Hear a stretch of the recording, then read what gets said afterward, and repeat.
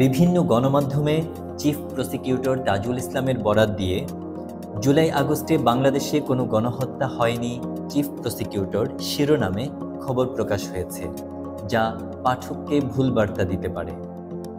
মূলত তিনি জুলাইয়ের ব্যাপক হত্যাকাণ্ডের প্রেক্ষিতে আন্তর্জাতিক আইনের পরিভাষায় মাস কিলিং এবং জেনোসাইডের যে পার্থক্য আছে সেটি স্পষ্ট করেন।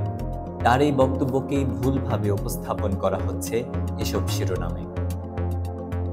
সোমবার ট্রাইব্যুনালে শেখ হাসিনার বিরুদ্ধে গণহত্যার তদন্ত প্রতিবেদন দাখিলের পর সংবাদ সম্মেলনে একজন সাংবাদিক প্রশ্ন করেন, অভিযোগ হিসেবে গণহত্যা আছে কিনা। এর জবাবে চিফ প্রসিকিউটর বলেন, প্রচলিত ভাষায় আমরা বাংলাদেশের প্রচলিত ভাষায় যদি একসাথে বেশি মানুষ মারা যায় তাহলে আমরা বলি যে গণহত্যা হয়েছে, একসাথে অনেক মানুষ মারা গেছে, এটাকে মাস কিলিং অথবা ম্যাসাকার বলতে পারেন। কিন্তু আইনের যেটা জেনোসাইড সেইটা কিন্তু এটা না। ধর 100 জন লোককে মেরে ফেলা হলো, এটা বাংলাদেশের আমরা বাংলা ভাষায় বলি গণহত্যা করেছে, কিন্তু এটা ইন্টারন্যাশনাল আইনের জেনোসাইড এটা নয়।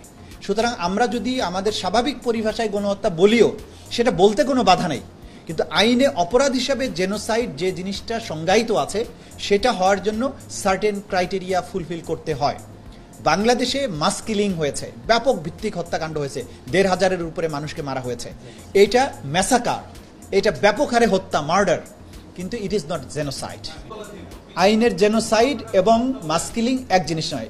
জেনোসাইড ও মাস কিলিং দুটোর বাংলা পরিভাষা হিসেবেই গণহত্যা শব্দের ব্যবহার দেখা যায়, কিন্তু আন্তর্জাতিক আইন অনুযায়ী জেনোসাইড বা এই অর্থে গণহত্যা বলতে কিছু নির্দিষ্ট গোষ্ঠীকে সম্পূর্ণ বা আংশিক ধ্বংসের নিয়তে পরিকল্পিত কিছু অপরাধমূলক কাজকে বোঝানো হয়।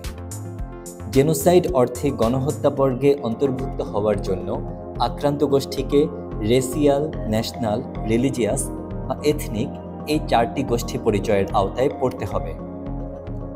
উল্লেখ্য, আইনের নির্দিষ্ট বর্গের মধ্যে রাজনৈতিক গোষ্ঠী নেই, ফলে রাজনৈতিক কোনো দল বা গোষ্ঠীকে ধ্বংসের নিয়তে চালানো নিধনযজ্ঞ আন্তর্জাতিক আইনে জেনোসাইডের সংজ্ঞায় পড়ে না।